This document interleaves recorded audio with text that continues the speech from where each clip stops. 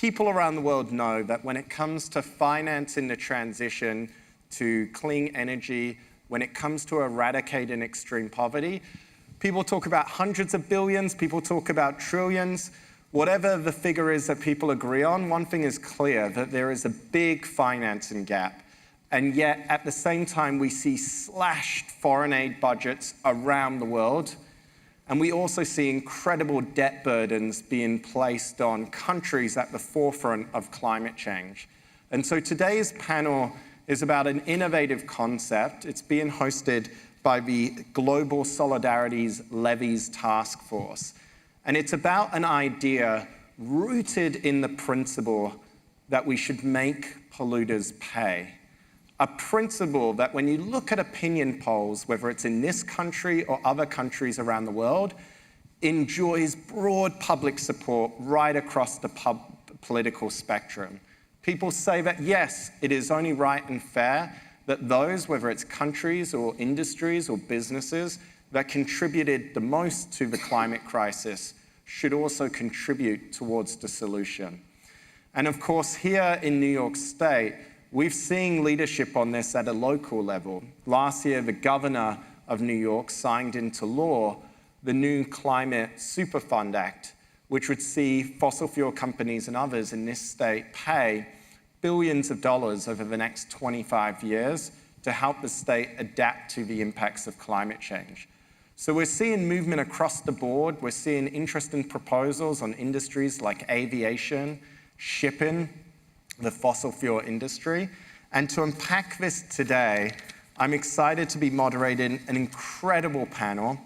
First, we have my friend, Frederic Roeder, who is the director of the Global Solidarity Levies Task Force Secretariat. We also have His Excellency, Ambassador Benoit Faraco, who represents the government of France in their climate change negotiations. And we also have Ambassador Tinga Stieg, who is the climate envoy for the Republic of the Marshall Islands. So to unpack this idea, new ways to mobilize financing based on the principle of make polluters pay, please, will you put your hands together for this incredible panel and join me in welcoming them to the stage.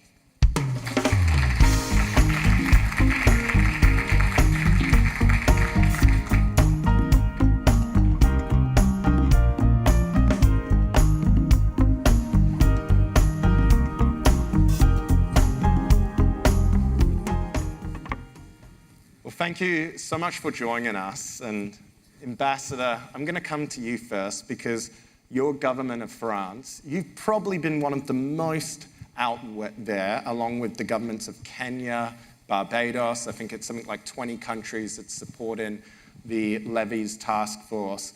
But for France, you've been very strident in your support. So can you unpack for the audience what these levies are about, what they are, where it's at, and why you're so supportive of them? No, hi everyone. I'm so happy to start, and I hope that my co-panelists will help me in the description. But I would like to say that France has a longer story regarding solidarity levy, including with President Chirac and President Lula, like 15 years ago, committing to support global development, solidarity, and health. And it's a natural question.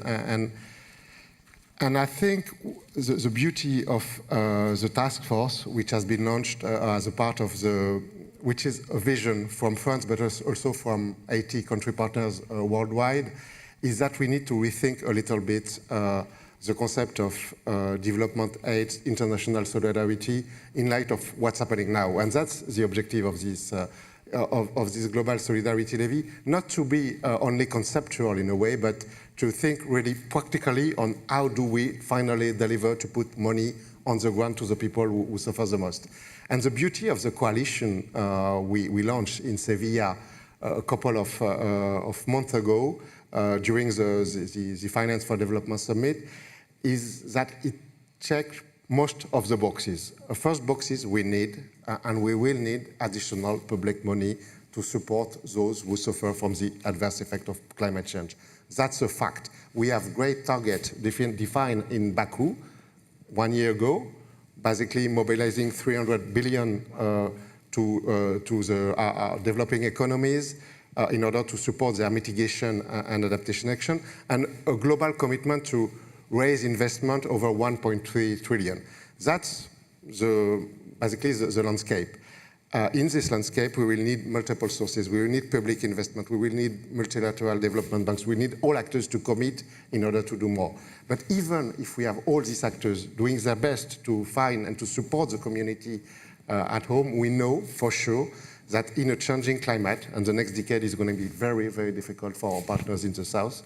I mean, everyone will be impacted, but still, those in the Pacific are on the front lines, those in small island states, those in Africa who are at the front lines, they will need extra money to adapt to climate change. And that's the beauty of this coalition, and that's our big hope for Belém too, to get practical. I mean, global solidarity levy can be a concept, but we won't make a significant step, and that's why we launched this coalition, because with Barbados, with Kenya, and with other countries committed, who are not traditional donors, there is this feeling of urgency to deliver. And that's why this task force and this special coalition on luxury aviation is aimed to basically support all the countries who are implementing it at home. We have, in France, a tax on airplane tickets since 10, 15 years. We increased the amount significantly last year, and we have the capacity to basically bring the money as soon as possible to those who need it. And the beauty of it is that it's quite easy. I mean, a lot of countries already have airplane tickets. It's quite easy. It's quite simple because taxing something like air tickets is quite simple from a fiscal perspective. And it's also very interesting because you can basically recycle the money domestically if you are a developing economy to target your most vulnerable communities, but you can also combine it with support coming from developed economy. And so this particular levy we're advocating for, and on the coalition we launched in Sevilla, is aimed to basically offer to the Brazilian presidency of COP30 a good opportunity to demonstrate that the world is changing and it's progressing, and COP30 is an implementation COP, so it's time for us to implement really on the ground on this, and we are seeing great progress in Kenya, in other partners, so maybe with other partners in Brazil, we can be very quick in our response to those who need the money. So Ambassador, you mentioned France's own experience on putting levies on the aviation industry, and I want to come back to that in a moment. But one of the other industries that's been spoken a lot, in fact, I remember 2 years ago when your president convened the summit for a new global finance impact, was the idea of a shipping levy. And Ambassador Tinga, welcome. Your country has probably been one of the biggest advocates for a shipping levy. You've been very, very strident in the International Maritime Organization negotiations. Can you unpack this a little bit, the goals of a shipping levy, where the state of play is at, how likely it is that something here is going to be implemented? Thanks so much for the question. And yes, you're right. So the Marshall Islands has been a longtime advocate of the general principle that polluters should pay. Where we have the biggest imprint as a very, very small country, my country is only just about 40,000 people, but we have a very large imprint in the shipping area, as we have a very large registry, one of the largest in the world. And so we flag many, many ships. And so we felt that we needed to really make an impact at the International Maritime Organization, and actually began a campaign for a levy on greenhouse gas emissions in that shipping industry several years before the very important work that France did to create that Paris Pact for people and planet. So to bringing this conversation to another level, which we're very appreciative of. So we've been at the IMO for many years. And it's a very big deal for us because it's taking an industry that we make money off of and saying that's not enough. This industry actually has to serve our our survival as a country as well. We can make money, but if it means that the emissions are just going up and that's impacting the levels of the seas, and we're a tiny coastal country, ultimately that's not in our best interest. It's in our interest for both for it to be a productive industry, but one that is safe for people and planet. And it is for that reason that we look at that as both a unique challenge and a unique opportunity. And the challenge is that shipping emissions are not actually addressed under the climate change regime, which is the UNFCCC.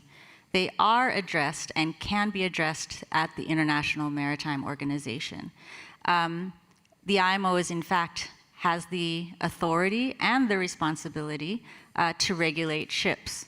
And it can issue binding regulations on those ships, right? So it can tackle decarbonization at its very heart in the shipping industry. And so it's for that reason that we really focused at the IMO to push for a GHG levy on emissions, which could then, we feel, generate revenue that could support the decarbonization transition, not just for those who already have resources and are able to put resources into research and development for this, so in the developed world, but really in the developing countries that want to do this, but as has been pointed out, the finance isn't there. Mm-hmm. And we have to look for innovative ways to generate that finance and make sure that it's an equitable transition, that we're all able to move in the right direction. And so with a GHG levy, we feel that you can then invest in research and development of fuels and technologies to reduce emissions over the long term, and that R&D can not only be done in the global north, but it can be done in the global south, right? So we can address that huge challenge, which is cost of capital. We have big economies, India, Chile, who want to make those investments, but the cost of capital is too high in the south, and so bringing in this new financing can help address what is one of the main problems that we hear whenever we talk about the transition.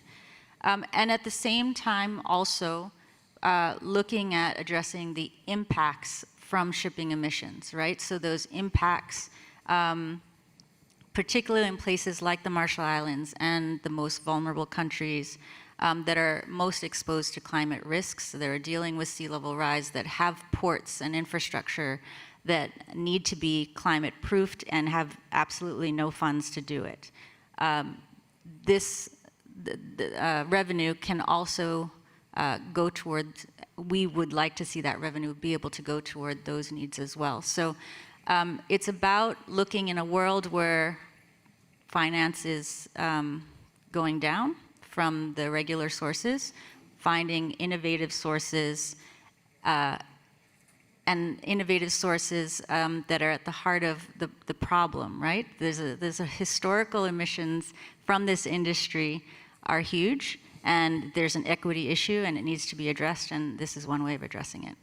So, Ambassador, just to, and I hear you, by the way, that the shipping levies, I mean, the purpose is twofold. It's both to drive incentives to push decarbonizers in the industry, but it's also about generating this much needed financing given the state of the gap that exists. But my understanding is, so this October, the negotiations at the IMO are meant to be finalized. I mean, are you optimistic about the state of play? How close are we to getting something actually agreed and over the line?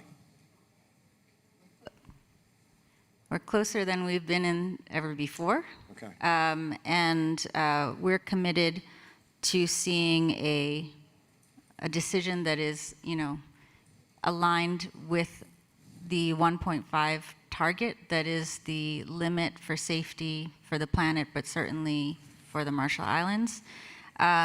We have to see what the final text is for that resolution, and we'll need to see countries really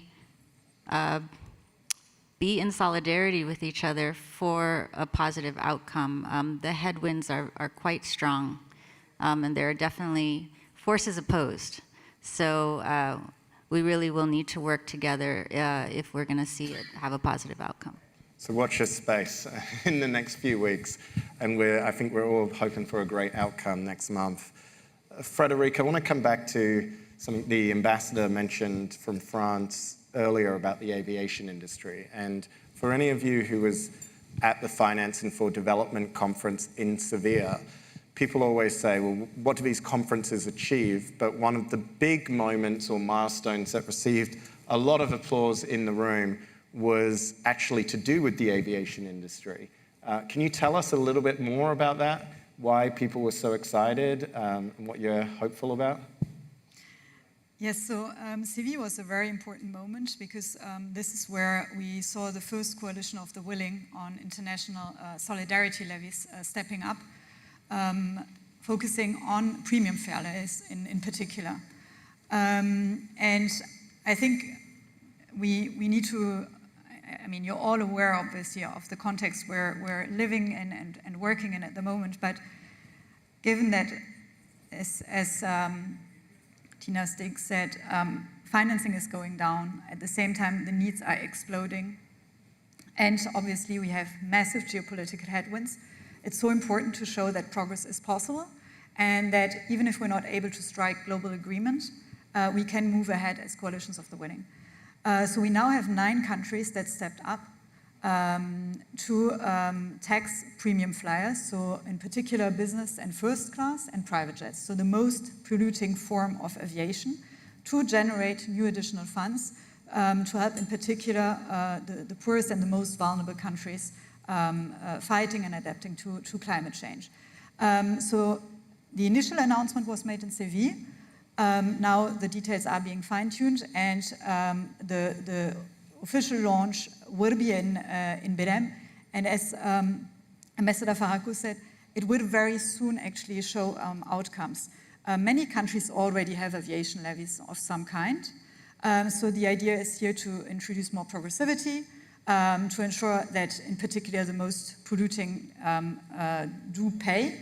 And then some countries will obviously have to introduce new levies, but this would generate new additional funds very quickly, and we know that the urgency is there.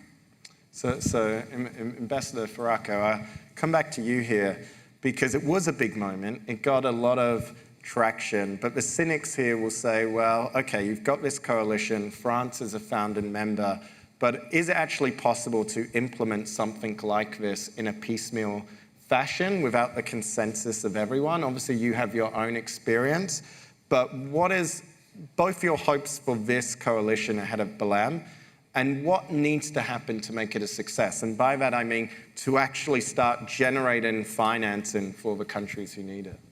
No, I probably will slightly disagree with you, because it's already a success. And I mean, we are in a world where when we have success, when we make progress, whereas it is in the IMO or under the Finance for Development conference in Sevilla, we have to celebrate progress. And when you look at the list of countries committed in the coalition, it makes a lot of sense to demonstrate that we are creating something which is a dynamics, which is not like global yet, but it demonstrates that we have a common understanding on the fact that this is a real concrete and good opportunity. And it's very important success right now, right away.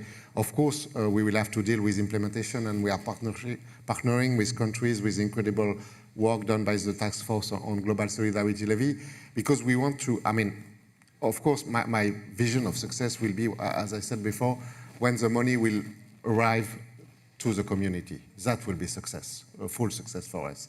And meanwhile, you need to have basically to follow 2 paths. First one is global advocacy, and I totally join Tina. I mean, France has been also part of this conversation about taxing international shipping.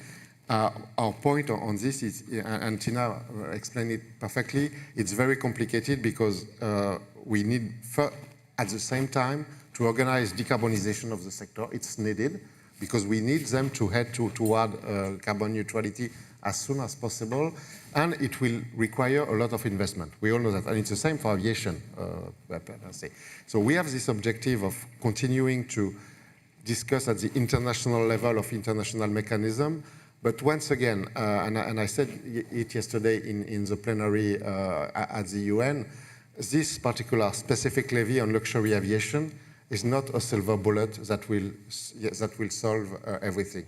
But still, it's a bullet, and we need bullet right now. We need bullet to fight and to lead this climate battle on the ground. And the beauty of it, it's connected also to the polluter-pays principle. But I mean, it's quite easy. So, I mean, if a country, big emitting country, wants to join, the beauty of this coalition and this levy on solidarity aviation, it's quite easy. Basically, you take 10 to 5 guys from your team on your fiscal team, you make them work together, you create the framework, you pass modification of legislation, and the money will flow very quickly. That's very interesting because it's not complex. I mean, in the IMO, one of the challenges was also to address the balance between who is going to pay at the end of the day. Is it the final consumer? We will have an impact or not on consumption of global or agricultural food in the developing economy? So there are a lot of challenging questions to address. On this one, we all know it's about fairness, and it's connected to this topic. So if any country can want to join, it's quite easy, no, to be honest. Of course, don't be afraid of your fiscal people. They will love to help you to collect the money. And after that, we can have smart discussion on the way to deliver this money as soon as possible to the people. And I think that my vision of success in Belém would be both to have single country. Djibouti just joined the coalition a couple of weeks ago during the Addis Ababa Climate Summit, to move forward on implementation, so to have the first dollars coming to the budget and then spent to the community, but also big partners saying, okay, I'm committed to do it by next year. And I think, I mean, we have a very long history of collaboration between President Macron and President Lula on global solidarity levy. So, of course, we count on Brazil to help us on this way. And you said you just came from the UN. In terms of the founding coalition, I mean, between now and Belém, are you hopeful that, are you hearing good signs from other countries that can we expect more countries signing on board and announcing their support? I think we still are like advocating and trying to convince and to explain how it works. And thanks again for the great work of our partners. And by probably the end of the year, we will have also proof of concept by developing economy, which is great because it will probably unlock some position. So we have good feedback. And I think the best feedback for me is that when we have a political discussion or discussion with civil society, like here today in this panel, people say, okay, I understand, just because it's fair. So let's do this. I understand why you are trying to do that, and it makes sense. And that's, for me, the most encouraging element, that everyone understands that it's basically, I mean, just transition is embedded in the Paris Agreement. It's in the preamble, and 10 years after that, we need to deliver on fair transition. And this is a powerful tool because it's fair and everyone understands it. So, Ambassador Ting, I'd love to come back to you. Ambassador Faraco, he said something I liked, which, you know, the aviation levy is not a silver bullet, but it is a bullet. We've spoken also a lot about the shipping levy, but in terms of other proposed levies on other industries, what else should we be looking at here? What else are you seeing, and where are the other chances for success? Yeah, I think before answering that question, I would just say I think it's important for all of us to recognize that there are these, we need to use what we have already. Let's not lose sight that there are sort of existing forums, multilateral forums, and in particular those forums where the most vulnerable voices are represented, right? Because there's an issue of inclusivity here that needs to be front of mind. And so we can come up with ideas, but it is the issue which you had mentioned, it's delivery now. Yeah. And so that focus on delivery and using, you know, the forums that we have is quite important. But yes, looking beyond shipping and aviation, I think you need to get at the heart of the matter, which is levies in the fossil fuel sector. Very difficult, very challenging, but let's all, really look at what we're dealing with here, because renewables are the cheapest form of energy, right? That's very clear in many parts of the world. Not all parts of the world, but in many of the parts of the world they are. But even though they're cheaper doesn't mean they're actually more profitable than fossils.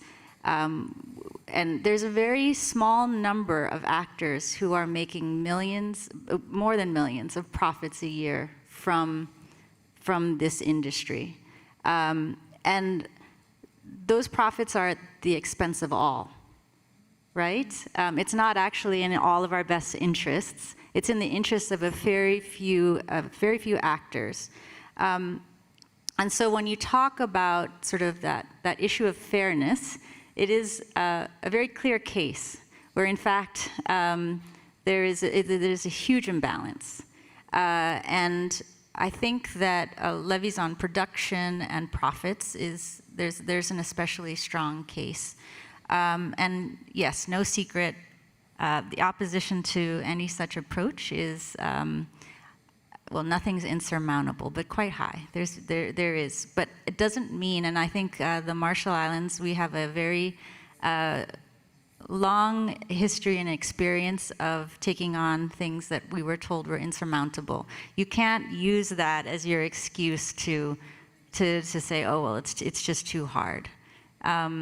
Yes, it's very hard. That doesn't mean if it's worth doing, then you still look for ways. And I think that groups like the Solidarity Levies Task Force are essentially the groups we need to basically say, oh, yes, it's hard, but that doesn't mean we're not going to look at potential solutions, look at ways that we can address this together, if at all possible, and understand that, we made a commitment in Dubai at COP28 to transition away from fossil fuels, and we have to figure out ways to do that.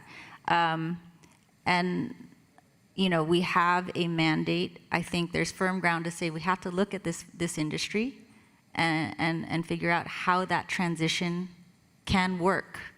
And that's what we're here to do.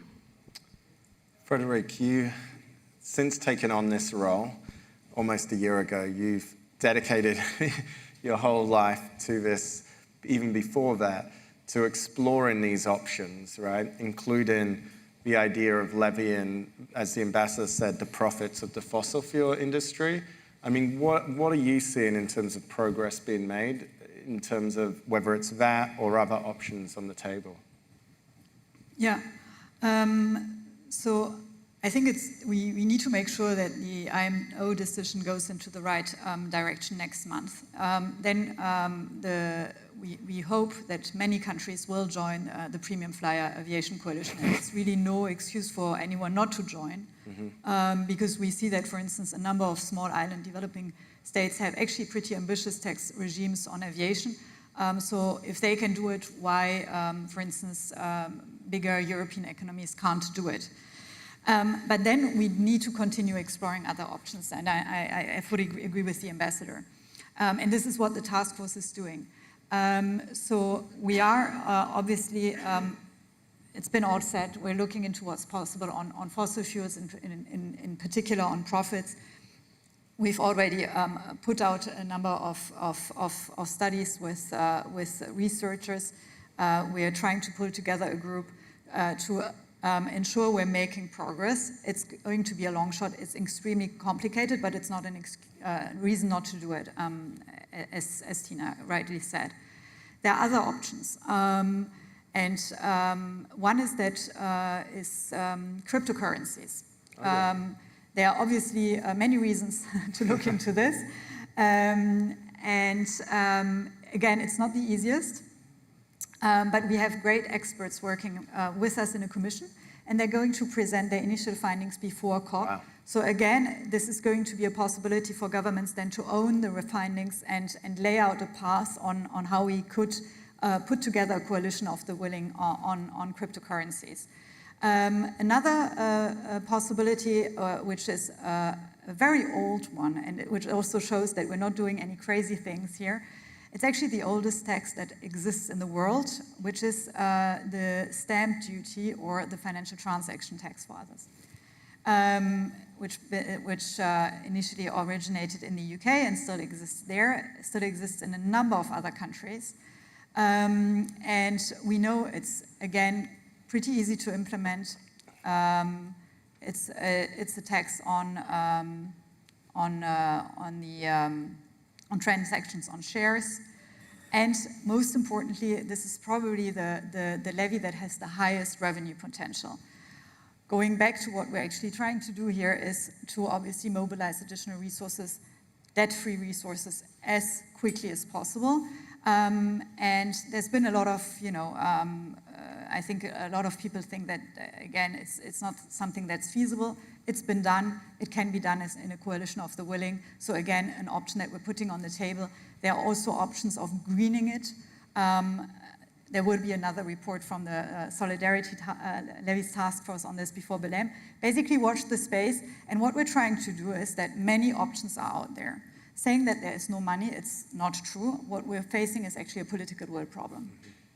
So you mentioned the financial transaction tax, and you said it has potentially, well, you said it has the highest revenue raising potential. I mean, just to give the audience, what sort of figures are we looking at? And also, how does that compare to something like a levy on the cryptocurrency industry? And how would you even go about implementing something like that?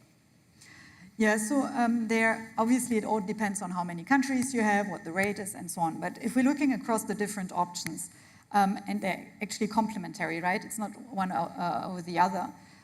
We're looking at hundreds and hundreds of billions. So a global financial transaction tax with a rate of 0.5, which is what is currently applied in the UK, can mobilize 250 billion, and this is debt-free money, right? We know for aviation, with a particular focus, as I said, on business and first class and on private jets, it can go up to 150 billion. Cryptocurrency, it depends on where what's the entry point. Is it the transaction? Is the mining? We're waiting for the findings of the experts. I'm clearly not an expert on cryptocurrency, not even holding any. But it really shows the potential is huge. And we all know that as part of the Baku to Belém roadmap and the 1.3 trillion, obviously there would be private finance and so on, but we need also highly concessional finance, debt-free financing. And where can it come from if it's not coming from internationally coordinated solidarity levies? And actually France, together with Kenya and Spain, did make a submission to the Baku to Belém roadmap process, which is public, and which sets out an idea of what the different options could bring in. Obviously, what we need now is more countries joining us and having the courage to go ahead. So, Ambassador Ting, I would love to come back to you here. Frédéric mentioned that from the financial transaction tax, that itself could result in 250 billion extra debt-free money. From your perspective, can you give us a sense of how do you actually make sure the money raised from any of these levies go to where the need is greatest? And can you give the audience a sense of the types of things that it would actually be spent on? I think that one thing to keep in mind is that we're talking about solidarity levies. Mm-hmm. It's in the title. Yeah. And for that aspect of solidarity to have meaning, there needs to be revenue that flows to those who are impacted the most, who've had the least to do with creating the problem, right? So this is the idea that you're essentially directly addressing kind of the equity imbalance that is, the world in which we live now, which is, based off a history of just different rates of emissions from different parts of the world, and trying to address that imbalance. And so ensuring that revenue flows to those countries, and in particular, I think the ones on the front lines, which would be the small island states and the least developed countries. then we can call these global solidarity levies. And the impact of that debt-free, grant-based finance would be immense, because we're all suffering under really crushing debt that's been exacerbated now by the impacts of climate change. And so, you know, all of our countries are facing these impacts, whether it's fires, whether it's droughts, whether it's sea level rise and coastal communities. Yes, we're all having these to contend with now. But the fact is, in much of the developing world, and certainly in the Marshall Islands, we actually have no resources to deal with those impacts. In the countries in the north, where there's been wealth that's been built up as a result of industrialization, there's and the systems that attend that wealth, the impacts are awful. But and I watch, for example, when in France you have fires, and those impacts are terrible. But I also know that you have a whole system.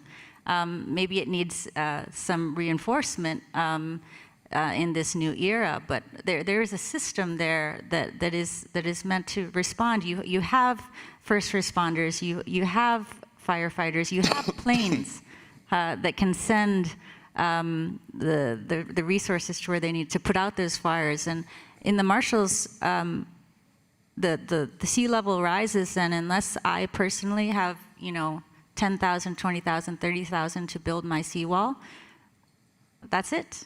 That my government does not have the funds to help me build that seawall. We're trying as a government. We have some now, but it's small scale. And I have a whole country and communities across all islands that are dealing with this. And my government does not have the resources to help. This is where these funds will be critical, because no private company, no private investor is going to come in and say there's money to be made by helping me build a seawall, right? It's just not there. We need public funds, we need grant-based funds, and then I have some measure of hope, if that, you know, I can look when I go home and I go to someone's house and the waves are coming over, which they are. I can say, oh, don't worry, we have a fund, we've set it up, we have partners, they're coming in to help us put money in this fund, and you can go to that fund and, you know, make an application and get some money to build that seawall. And I'm putting seawall out there as just one. It's not necessarily the best solution. It's one of different solutions that we're looking at. But that's the kind of work that we need to do in my country. Ambassador Farako, and I'm conscious of the time. We don't have much left, but maybe you can shine a spotlight based on your country's experience. How do you ensure, because again, cynics out there might be saying to themselves, well, okay, if you implement these levies, governments then get new extra revenue. We know how easy it is for that to go back into the budget and pay for other things that the government has in mind. How do you actually make sure that governments earmark this so it goes, as Ambassador Tinga was just saying, to those in the greatest need? And what's been your experience? No, I mean, it's complicated, once again, because, and we probably need to avoid to try to kill two birds with the same stone at a certain level. And I mean, it's really true for aviation. We know that we will need like billions of dollars to invest to decarbonize aviation. So that's a fact. So we can basically choose to put the money either on decarbonization of the sector, global solidarity levy, but also to national budget. And you all know that in Europe, we probably need more resources for our domestic budget because, I mean, those resources are shrinking. So it's a complicated choice. What I learned also from the last 10 years from the Paris Agreement, and France has been very active and very responsible in a way in participating to international climate finance. I mean, we are probably the top 3 of the donors, and we have the tools and we have the mechanism with the Green Climate Funds, with bilateral action, with also a strong mobilization of development bank. So I'm not really concerned about the fact that we will know how to spend the money. This system can be improved, and it will probably need to be improved in order probably to focus much more on adaptation, because I truly agree with what you said. I mean, it's the next big challenge in the next decade, and we have already commitments in the Baku to Belém roadmap and in the NCQG to say, let's increase financial flow and including ultra-concessional finance for adaptation. So we have an architecture in place. After that, at the end of the day, it's also part of legitimate political choices. But and when you discuss with a lot of seeds, you can see that there are very, very interesting initiative coming up from the domestic level to create, for instance, specific fund to address loss and damage, blending domestic resources, but also calling for international finance. And this gives me hopes, because I mean, they are trying to find solution. Of course, the more monies we get, the faster we will bring the answer. But I mean, it's sometimes very small scale project in most vulnerable country, and I think in the Caribbean, for instance, we have a lot of seeds, including Barbados and others, that are quite dynamic in creating the architecture, and then connected with their own domestic resources, which make easier also for us to secure that we, with International Global Solidarity Levy, we contribute to this pot. So, Frederic, I'm going to give the last word to you, since you're hosting this panel and this is your subject. If there is one thing that comes out of Belém, what are you hopeful for? One milestone, and then what's next beyond? So I think we can aim for 2 milestones. First of all, the Baku to Belém roadmap needs to be obviously as concrete as possible, and solidarity levies need to be really a centerpiece of this roadmap. Second, we need the biggest premium flyer coalition possible. We need to show that progress is possible. It's actually pretty straightforward. It makes economic, fiscal sense, climate sense. It's been done before, and there's really no excuse for any government not to join. We have a solution here on the table, and now is the right time actually for everyone to come on board. So I really do hope that we have a big coalition being announced in Belém, and then obviously mobilizing the funding that we need from 2026 onwards. So finalizing IMO discussions, more countries on the Premium Flyer Coalition. We've got 6 to 8 weeks to go, so let's mark this in our calendar. We'll see if we're successful, but it will require all of us here to give it a push. I'm learning a lot in this panel and really grateful, and I want to ask everyone to give this esteemed panel a big round of applause, and thank you for joining us.